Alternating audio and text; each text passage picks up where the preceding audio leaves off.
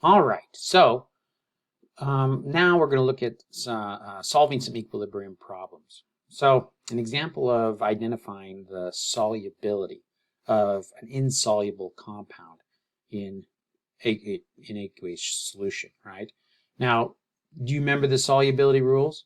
Um, Not really, I guess. Well, you can always look them up to identify what is soluble and what's not. The solubility of lead iodide, I don't think that was on our list anyways, but here it's insoluble. It's telling us that it's insoluble. And we want to know to what degree it will solubilize. Now, the solubility rules were really absolute, right? It was either soluble or not soluble. But we learned in 106 something different, right? Yeah, we learned that almost everything is soluble to some degree, but just very little bits sometimes. That's right. Very good. So here we have the equation that represents the solubilization or the dissolving of this insoluble compound. Okay. Now there will be a K associated with it. Here it is, 2.5 times 10 to the minus 13. 2.5 times 10 to the minus 13, what is that number telling us in terms of its magnitude? What does that mean? Um, I'm not sure what you mean. Well, is 2.5 times 10 to the 13 a very large or very small number? It's very small. So what does that mean about the amount of lead iodine and the iodate iodine that will result when you put lead iodate into solution?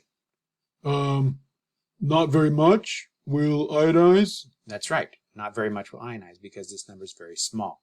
So the size of this number tells you roughly how much qualitatively, right? But we can actually quantify it by using an ice table. Do you remember an ice table? Not really. Well, I'm going to include a video, a review video from 106, so that you can look over ice tables if you need to, okay? But essentially, we're looking at the initial change and equilibrium conditions. And here we have our chemical reaction written. You see that? Yeah, I see that. And then initial, these are our initial concentrations.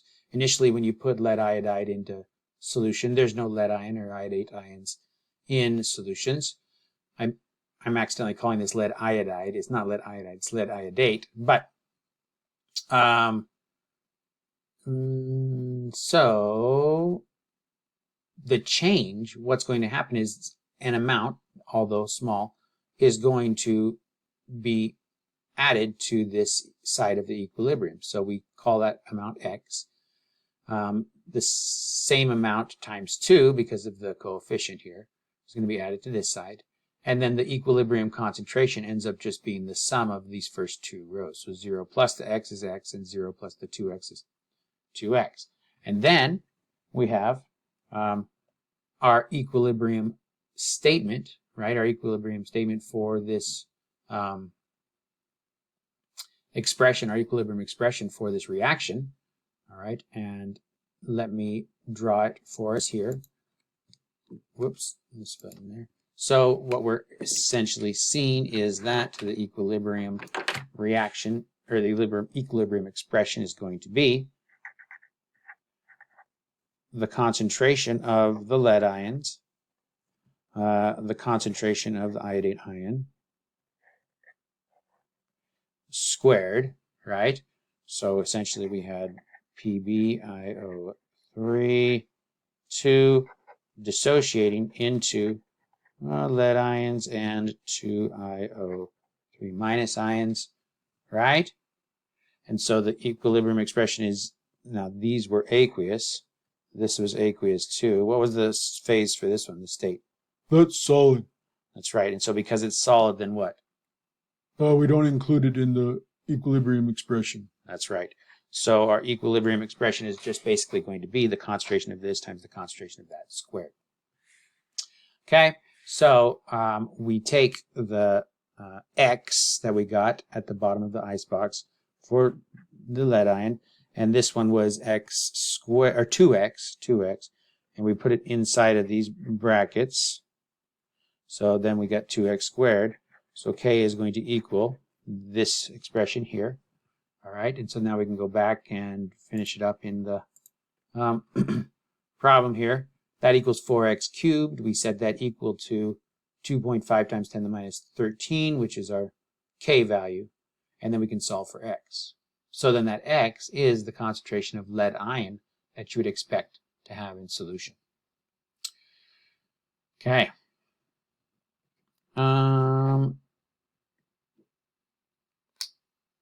We can also multiply that value by 2 and know what the concentration of our counter ion here is, right? Okay.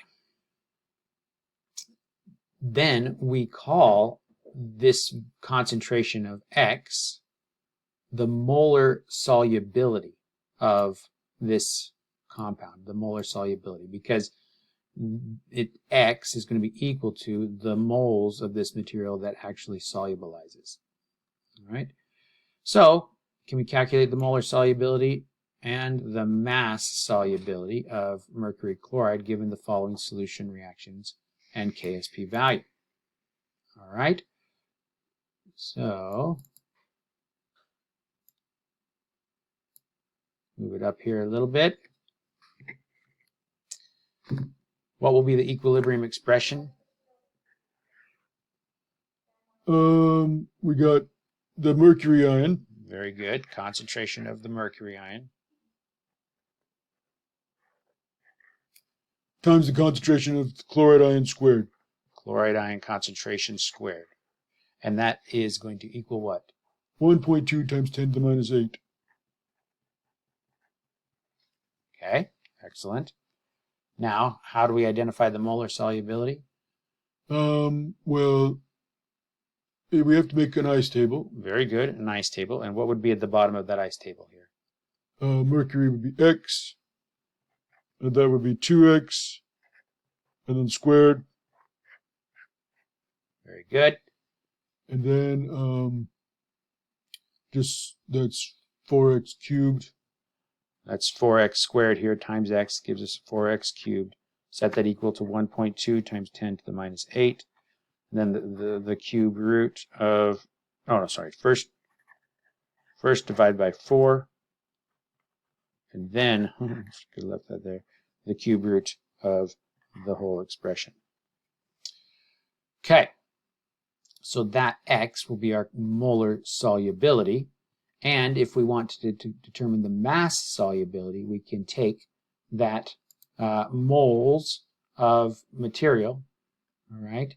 So we can take the, here's our molar solubility. The molar solubility is equal to that. Let's see. They didn't show us what they wanted to have for the, and the mass solubility. Did they see the mass solubility here? Substituting the equilibrium expression, we get that, x, substituting x back in, gives us the concentration of their different ions. Okay.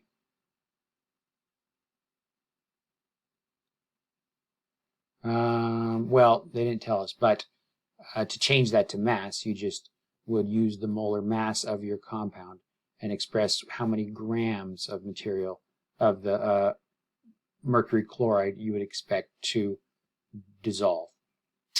Okay. A more complex problem using the common ion effect. Same situation. We want to know how much of this stuff will ionize, but at this point, or in this problem, we're starting with some lead ion already. So our initial concentration of lead ion from the addition of, what's it say? It doesn't say, because the solution already contains a source of lead ion. Oh, lead nitrate. There we go. We're adding some lead nitrate there. So we add the lead nitrate and we get the lead ion. The nitrate ion is not going to influence this reaction. But the result here is a change in our equilibrium concentration of lead. Right now it's 0.1 plus x, and this is 2x still. Okay, so then we can solve for, set again the equilibrium concentrations. The 2x is squared again because of our equilibrium expression for the dissociation, right? This one is squared, so its concentration needs to be squared. Okay, so the result after we kind of collect or FOIL this, right, we get a polynomial, right? And so this becomes a little bit difficult to solve, a little bit more difficult. We are going to need to use a quadratic equation, or actually with the 3 cube root here, we're going to have to use our solver in our calculator. All right. However, do you remember how we can avoid this? Yeah, you can just drop the x. What do you mean, drop the x? Well, if the x down there at 0.1 plus x, Right here? yeah, because that x is really, really small, it's not going to change 0.1's value. So 0.1 plus x is basically going to be the same as 0.1. How do you know that x is going to be really, really small? Oh, because the equilibrium constant is 2.5 times 10 to the minus 13. So the shift is going to be pretty tiny. Okay, very good. Very well said. So that allows us to drop that x and just use the lead ion concentration of 0.1 as opposed to 0.1 plus x. And that simplifies things enough that we can get our x, our concentration, or which is our molar solubility, multiply it by 2 to get our iodate ion concentration. This is known as the common ion effect. See how it's changed, right? The concentration or the molar solubility here is now 7.9 times 10 to the minus 7. Before it was, where's it at? 7.9 times 10 to the minus 4.0 times 10 to the minus 5. So the molar solubility was 4.0 times 10 to the minus 5. But if there's already some lead ion in solution, the molar solubility is now 7.91 times 10 to the minus 7. So with the presence of the lead ion, the amount that dissolves, does it increase or decrease? What were the concentrations again? This one is 7.9 times 10 to the minus 7 in the presence of the lead ion, and this one is 4.0 times 10 to the minus 5 in the absence of the lead ion. So without the lead ion, more dissolves. That's right. Without the lead ion, more dissolves. So why is it that the presence of the lead ion is making less, allowing less to dissolve? Le Chatelier's principle, right? That's right. So explain that to us. What does that mean? Well, the equation, where's the equation? There's the equation.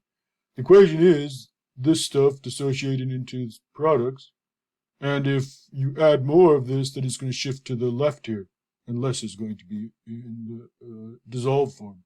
Very good. Excellent. Well done. Okay. So, the common ion effect, right? Anytime you add a common ion in the dissociated form, then that's going to complex together and go back to the associated form. All right, so there's another problem, but I feel like we probably already get this. Okay, a systematic approach to solving equilibrium problems. When we have increased complexation, right, then we need to identify what we call the mass balance equation and the charge balance equation for given reactions. Okay, so when things get crazy, when there's very complex multiple equilibriums occurring in a reaction in a container, we have to identify all the relevant equilibrium reactions and the constants, and the constant expressions and the constants as well. And then we want to count the unique species that appear in the equilibrium constant expressions. These are what we call our unknowns here. And if you have enough information to solve the problem, if the number of unknowns equals the number of equations or equilibrium and constant expressions. If not, you have to add a mass balance equation or a charge balance equation, and you continue adding equations until the number of equations equals the number of unknowns. And then you combine your equations and solve for one unknown. Whenever possible, simplify the algebra by making appropriate assumptions. If you make an assumption, set a limit for its error. This decision influences your evaluation of the assumption. Check your assumption. If any assumptions prove invalid, you have to return to the previous step and continue solving. Okay. So the mass balance equation. It's simply a statement that matter is conserved during a chemical reaction. So if we have a solution of acetic acid, for example, the combined concentration of the conjugate weak acid and the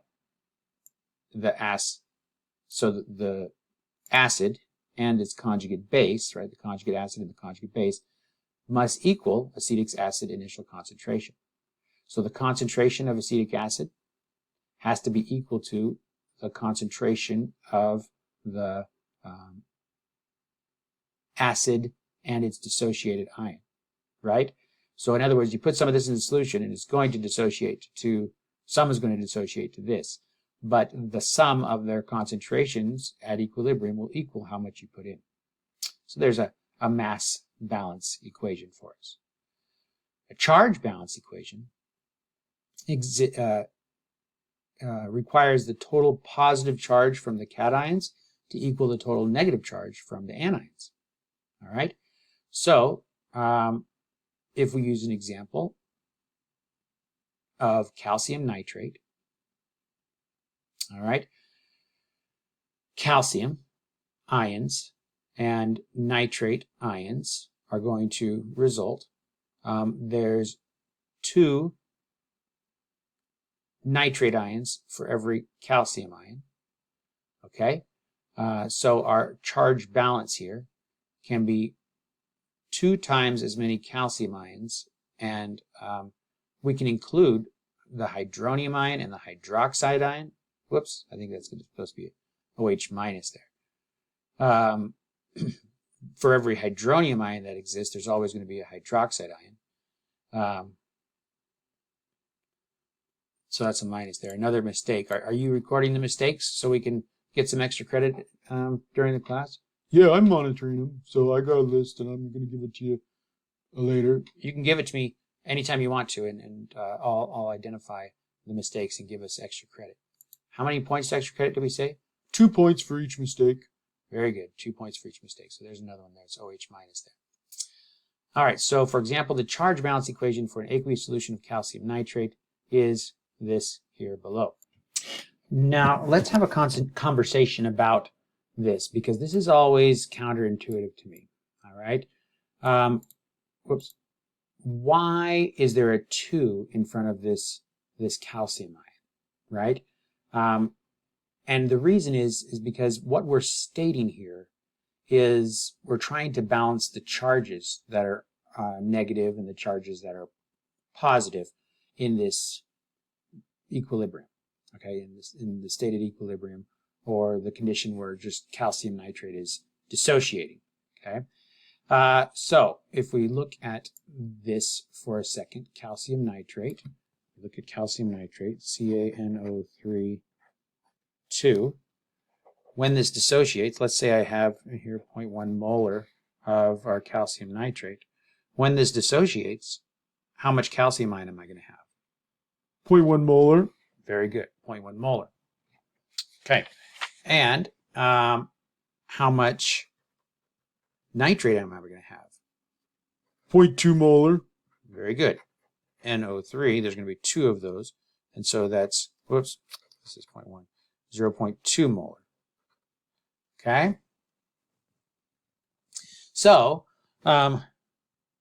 if I want to then show the balance of this statement, and I want to get all the nitrates, or all the negatively charged species on one side, and the positively charged species on the other side, right?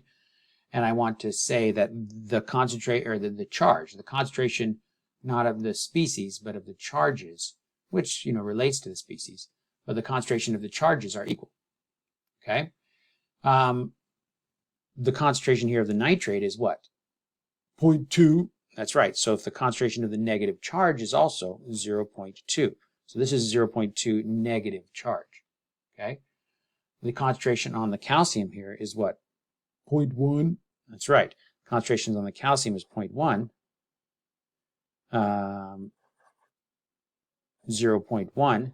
And so if I want the charges to be equal, I have to make sure I take into account that charge. And so we throw the 2 in front there so that the charge now, the concentration of charges, is 0.2 positive. So that's equal to 0.2 negative. Okay? So you throw the number of whatever the charge is in front of that charged species. Okay, so here's the calcium ion. I throw the 2 in front there so that I'm not taking into account necessarily the concentration of the species, because there's not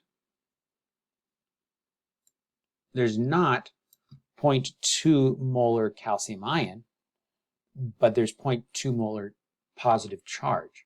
And so we throw that 2 in front there to make sure that we get that 0.2 molar positive charge. Okay? So the other thing that we'll generally always have in any expression is the dissociation of water, right? So H2O dissociates into H plus and OH minus. In this book, they like to do 2H2O dissociating into H3O plus and OH minus. Okay, so 2OH plus and 2OH minus.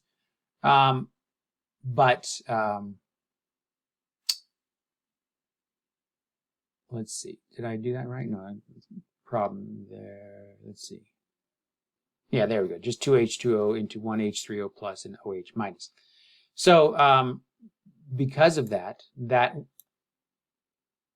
charge contribution has to always be taken into account. So H3O plus goes on the left and the OH minus goes on the right.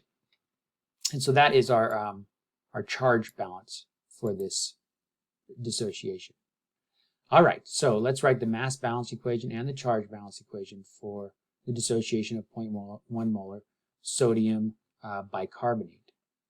Okay, so the mass balance, you put in the sodium bicarbonate, and for every sodium bicarbonate that goes in, we get a sodium out and we get a bicarbonate out. Now, for every bicarbonate that comes out, we also will get, and now we're not interested in liquids, we're just looking at things that are aqueous. We're also going to get a unit of acid and a CO3 2 minus. And the amount of carbonate will also relate to the amount, some hydroxide ion and hydrogen carbonate, or carbonic acid, from this equilibrium. Okay?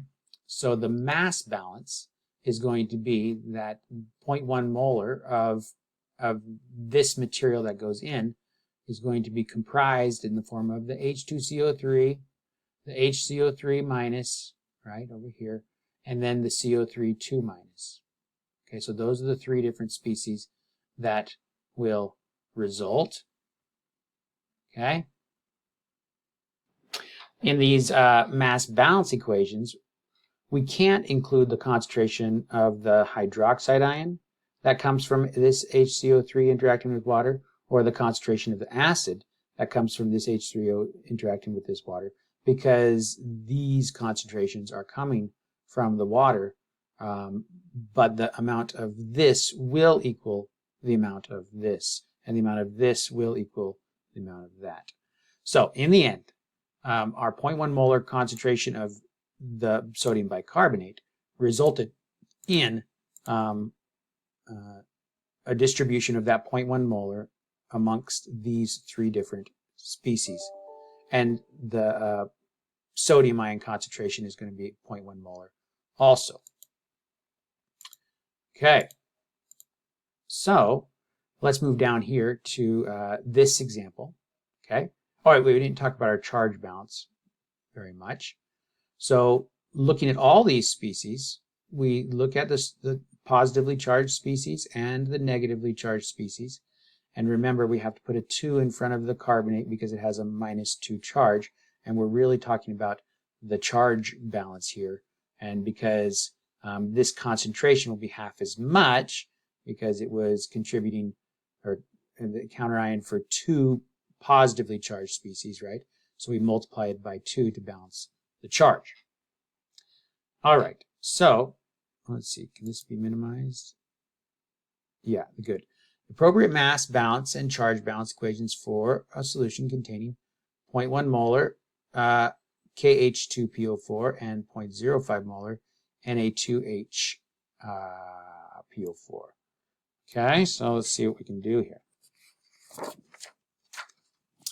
I got for a, let's see here. Oh.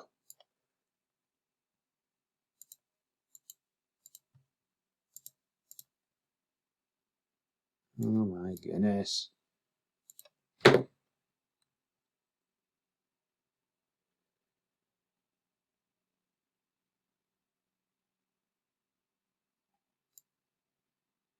There we go, finally. Okay, so I got 0.1 molar KH2PO4. What's KH2PO4 going to do when it dissociates? Potassium ion. Very good. H2PO4, is that the dihydrogen phosphate ion? That's right. H2PO4 with a negative charge. Okay, so those are some ions that are going to result upon putting KH2PO4 into solution, right? Very good. What else is going to happen? Is the H2PO4 going to continue to dissociate? Some of it will, right? So we have H2PO4 minus. That will continue to dissociate into H plus and HPO4 minus 2. And then the HPO4 minus 2 as well? That's right. The HPO4 minus 2 will continue to dissociate into hydrogen ion and the PO4 3 minus ion. Okay, so the amount of this that we put in is going to be represented by the amount of this, the amount of this, the amount of that. Right? Now, they're going to want to see us include the water molecule here and form the H3O plus ion, but I'm going to show you that it's okay if we just keep it like this as well. Okay, so let's see what's next. We also have this other dissociation occurring, N2HPO4 or Na2HPO4. So sodium hydrogen phosphate, monohydrogen phosphate, right, dissociates into what? Two NAs. Two Na pluses and HPO4 minus 2. Very good. HPO4 minus 2. And then just like over here, the HPO4 minus 2 ion is going to do a variety of things, right? It's going to go HPO4 minus plus the, PO4 3 minus plus the hydrogen ion. But the HPO4 2 minus can also interact with water to form HPO4 minus can form H2PO4 minus and the hydroxide ion, right? And then this H2PO4 minus can also interact with water again to form H3PO4. Yes, H3PO4. And that reminds us of another one over here that the H2PO4 minus could do is take H2PO4 minus could interact with water to take hydrogen H3PO4 H3PO4 and result in the hydroxide ion. Super lot of equations, right? Okay, what's next? Why are some of the equations the same on both sides? That's a good point. That's a good point. If we have equations that are the same on both sides, then we don't need to use both sides to express that. So, for example, what do we got? H2PO4 minus interacting with water to form H3PO4. Isn't that the same down here? So we don't need to worry about that one. We already have it expressed here as one of our equilibriums that need to be kind of considered. And we also have HPO4 2 minus, right? This one's already expressed as well. And HPO4 2 minus interacting with water to form, no, HPO4 minus interacting with water to form H2PO4 minus and hydroxide ion. Now let's see, did we have that one here? HPO4 2 minus interacting with water to form, no, so we didn't have that one. We really should have had this one on the left as well, right? We can really just focus on these expressions. Here we have HPO4 2 minus, I'll add this one over here, HPO4 2 minus interacting with water to form H2PO4, this is 2 minus, and the hydroxide ion. Okay, so now we have those, that's it right there, right? So those are all of our possible equilibrium expressions that are going to occur. To get a mass balance, we want to show that the, well, what did we do for let's look at the sodium and the potassium first, right? That's easy, right? The concentration of sodium is what? What's the concentration of sodium going to be? 0.05, but times 2, right? Yeah, so 0.1. So the concentration of the sodium ion, I'll write that up here. Concentration of the sodium ion is equal to my 0.1. And the concentration of my potassium ion also is equal to 0.1. Is that true? Yeah, 1 potassium ion. Very good. And now the concentration of my H2PO4, right? Or what concentration of H2PO4 am I going to have? Is that like 0.1 from there and 0.05 from there? Okay, so this is H2PO4, this is HPO4, but you're right, it's 0.15, 0.15 of all of this HPO4 or H2PO4 species. So if I go 0.15 and I say that all of that species is going to be comprised in either the form of H2PO4 minus or HPO4 2 minus, or what else? H3PO4. Okay, yeah. Can we do the PO4 3 minus first? Okay, yeah. And then the H3PO4. Very good, H3PO4. So all of those species are going to be from the H2PO4 here or the HPO4 over there, right? So the total concentration there is going to equal that. So these should be our mass balance equations. Now, to get a charge balance equation, what do we got to do for the charge balance equation? The positive charges are, you got a potassium ion and you got the sodium ion over there. Okay, very good. Yeah, we got to take into account the sodium ion. And you got the hydrogen ion. Very good. So the potassium ion concentration, or the charge from the potassium ion, the charge from the sodium ion, and the charge from the H plus ion. Very good. And those charges are going to equal what? You got the H2PO4 minus. Very good. And then 2 of the... Yeah, so these are going to be plus, right? I shouldn't multiply these. These are plus, right? So these are all plus as well here. So the charges on all these are going to equal the charges on the HPO4, and then 2, what were we going to do here? HPO4 2 minus. Very good. HPO4 2 minus. And the 2 there, again, is to account for the fact that the concentration of this is half as much, and so we need 2 to make sure that charge is expressed well. And then, what other ion do we have? The PO4 3 minus. Very good. We have the PO4 3 minus. like that. You need a 3 in front. Very good. We need a 3 in front. Anything else? We have the hydroxide ion. Very good. The hydroxide ion, like that. So that's going to be added as well. So this here is our, let's see if I can get this up a little bit higher so we can see it all. Can you help me, Fred? I think you got it. Okay. So we got our mass balance here. And we got our charge balance here.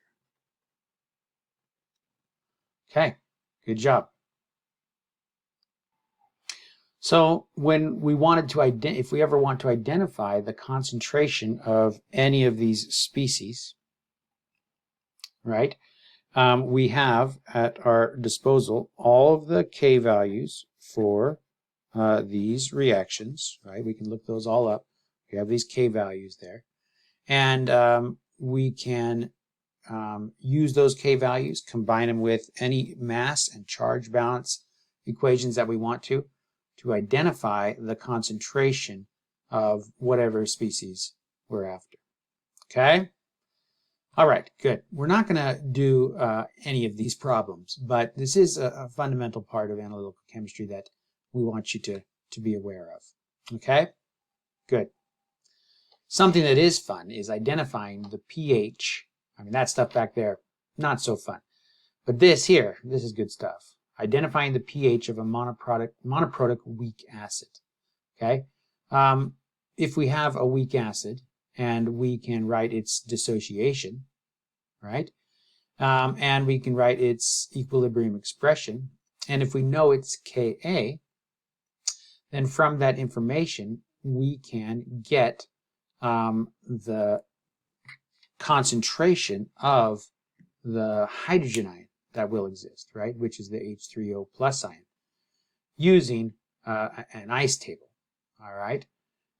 So the ice table, the way we use the ice table to identify the concentration of the hydronium ion, or the hydronium ion, is we take our expression, our concentration of our acid. So here we have, let's get back up here.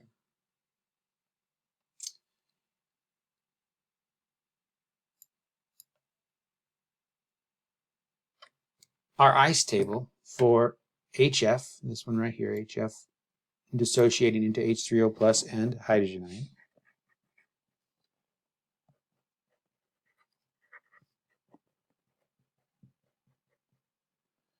ion. Fluoride ion, sorry. The initial concentration here, if provided, let's say they give us 0.1, right? We can say the initial concentrations of these are 0, and we can take the change. So if these are 0, then this is going to dissociate. So we're going to lose some here and gain some here. And then this is going to be 0.1 minus x, this is going to be x, and this is going to be x. And from these equilibrium concentrations, we can stick that into our Ka expression, which is the hydrogen ion concentration times the fluoride concentration over HF. So that's basically going to be x times x over 0.1 minus x. Now, because of this dissociation is 6.8 times 10 to the minus 4, that's 3 magnitudes away from 0.1. So we can drop that point, or that x there, because this is very small compared to this. And so we don't need that, and it's not going to change the ultimate concentration of 0.1. So that is set equal to our equilibrium constant, right? Because this is our K, this concentration of our H3O plus. I'll write it over here.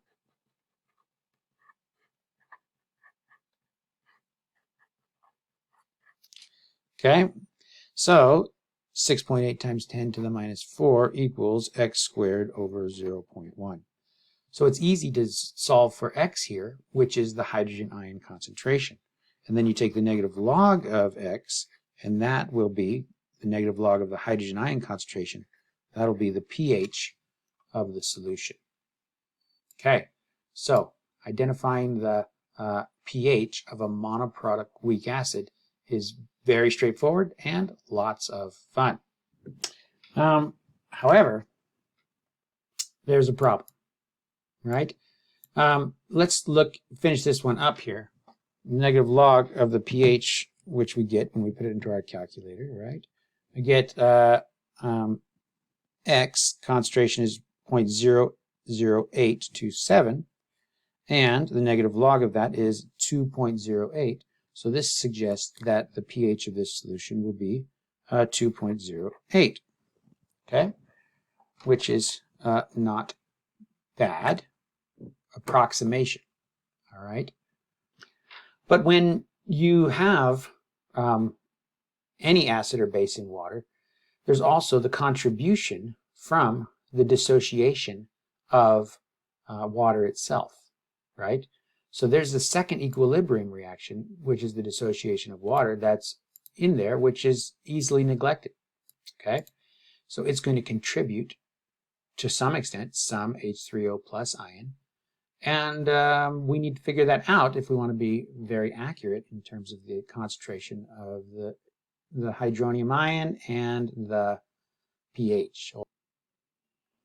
Okay, so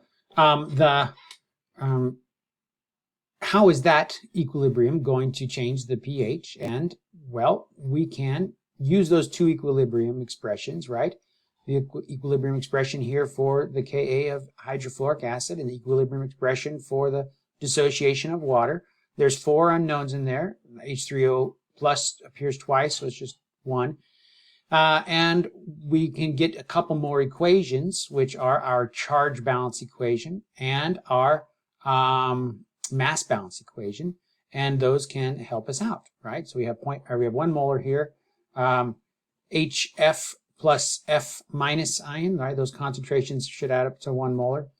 And the concentration of the acid should add up to the concentration of the hydroxide ion and the F minus the fluoride ion. All right. So what we do then is we take these equations, we put them into our equilibrium expressions, we simplify them. For example, here, the H3O plus ion, the H3O plus ion concentration can be expressed as the hydrogen ion concentration plus the fluoride ion concentration. So I could put that in here, right? And I could do that taking different equations, putting them into these expressions here until I get a single equation. And sometimes it helps to make an assumption or two, especially when you want to kind of get rid of values that are being added to other values, because that assumption is basically saying that because this is going to be so small, it's not going to change the value. All right, so assumptions can be made, and then you're going to have to use your quadratic equation, or you're going to have to use your solver in your calculator. You can look up how to use the solver in your calculator whenever you need to solve large quadratic or even other polynomials, right? Your solver is pretty straightforward, easy to use, it's nice. The negative roots are never going to be utilized or indicative of anything in our concentration. So we just look for the positive roots. And the answer here ends up being, instead of what we had, which was 2.08, the actual pH ends up being 1.59, okay, because of the concentration of the hydrogen ion. All right, so yeah, that gets kind of messy. It's hard to do, but this is the tool. I've showed you the tool here. You can do it for any equilibrium, right? You can do it for any equilibrium, any difficult equilibrium condition, and find the exact concentration of a compound. I've never had to do it. It's never been so problematic. But again, what I do use it for is for explaining certain scenarios. Let's look at one of those examples of those scenarios. Okay, so let's calculate the concentration of a 1 × 10⁻⁸ molar solution of potassium hydroxide. Okay, so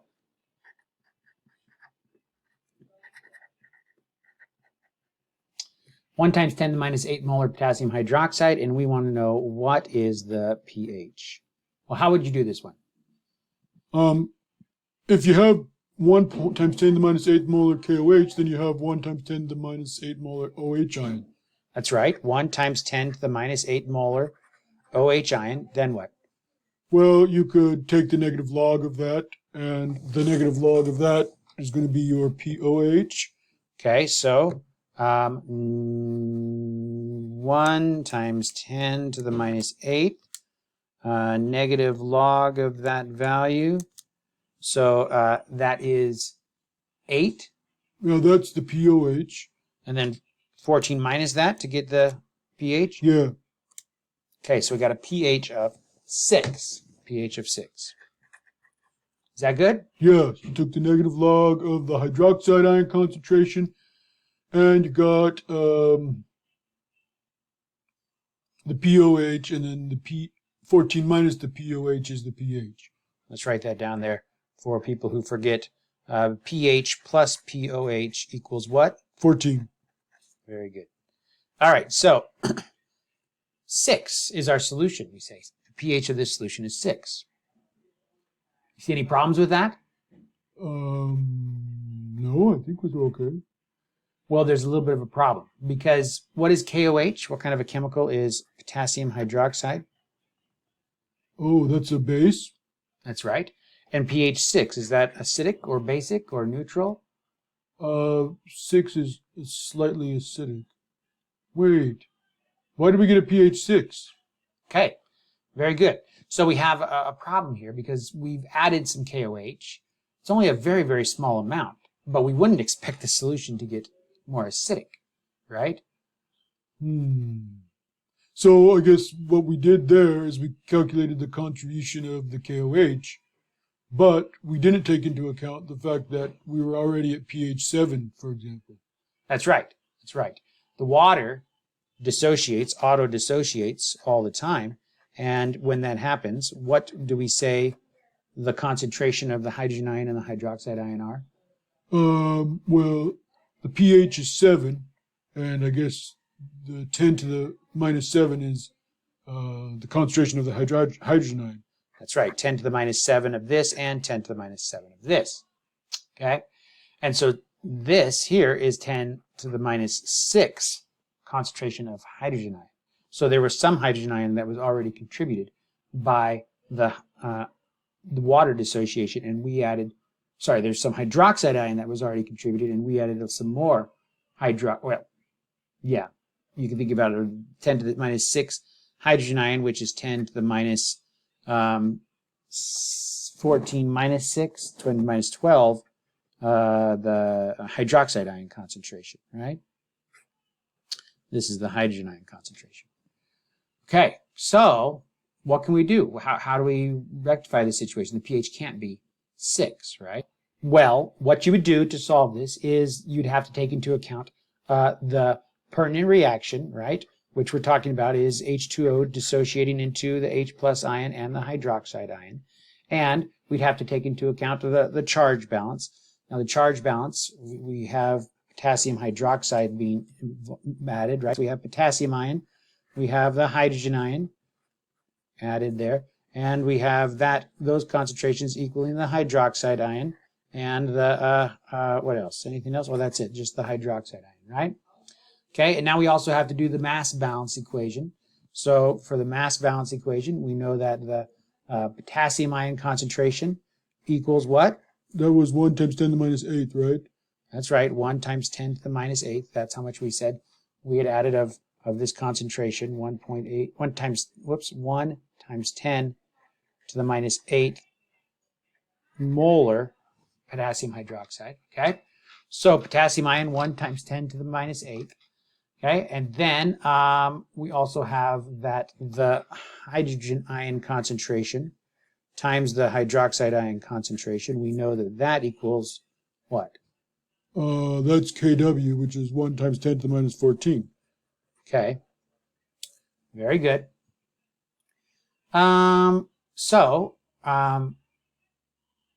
We got our charge balance equation. We got our mass balance equation.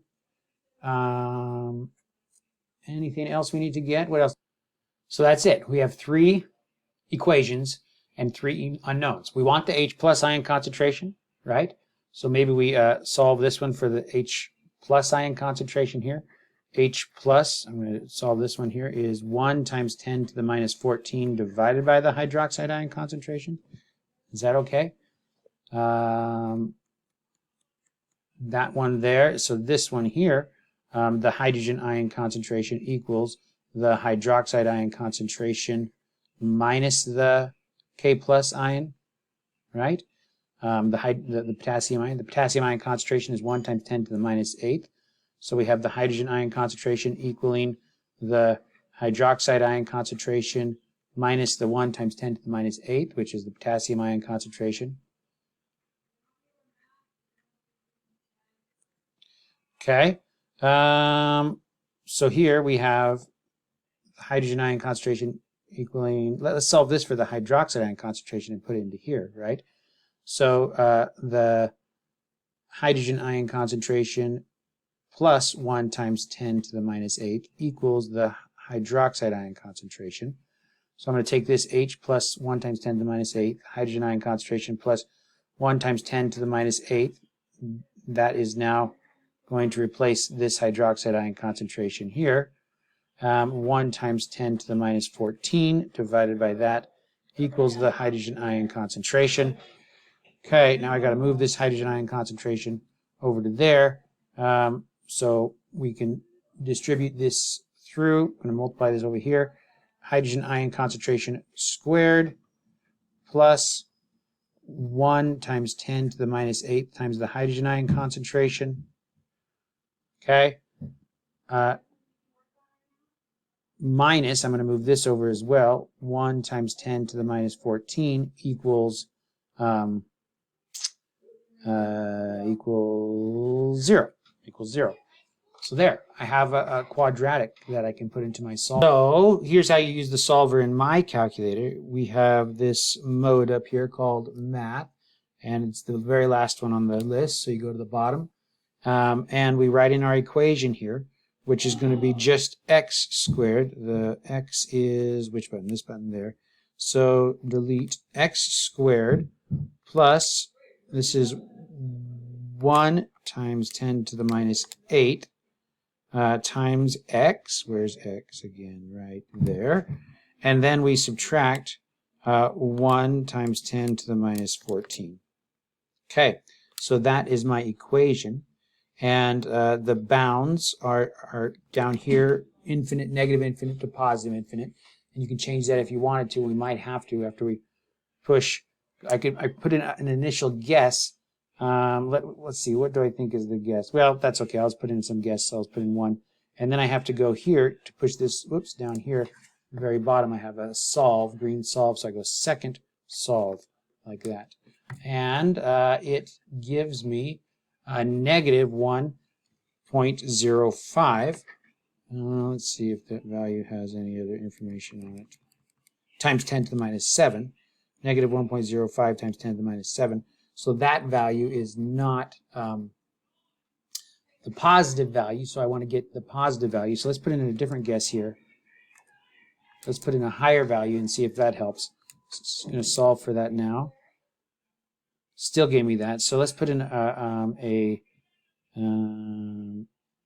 let's try putting in negative 20 and then pushing solve. Okay, so that one gave me a positive value. So now I have 9.5 times 10 to the minus 8. 9.5 times 10 to the minus 8. So that was what I do to solve my quadratic equation. 9.5 times 10 to the minus 8. So that is now our hydrogen ion concentration. So, whoops, let's go out of there now and go to, just take the negative log of the 9.5 times 10 to the minus 8. 9.5 times 10 to the minus 8. I'm going to take the negative log of that value, and I get 7.02. 7.02. So the pH is slightly basic, 7.02, but it's not very basic, right? All right, excellent. So, how many times have I had to do that? Only when I'm teaching this sort of course. So, what I really want to offer to you is when you predict the pH of a solution and you make the solution and the solution is not the pH you think it should be, this is why. This is why. There are other equilibria occurring which you want to be aware of. Now you can make that adjustment, or you can try to find out exactly what the problem is. Now you have the tool to do so. Okay, very good.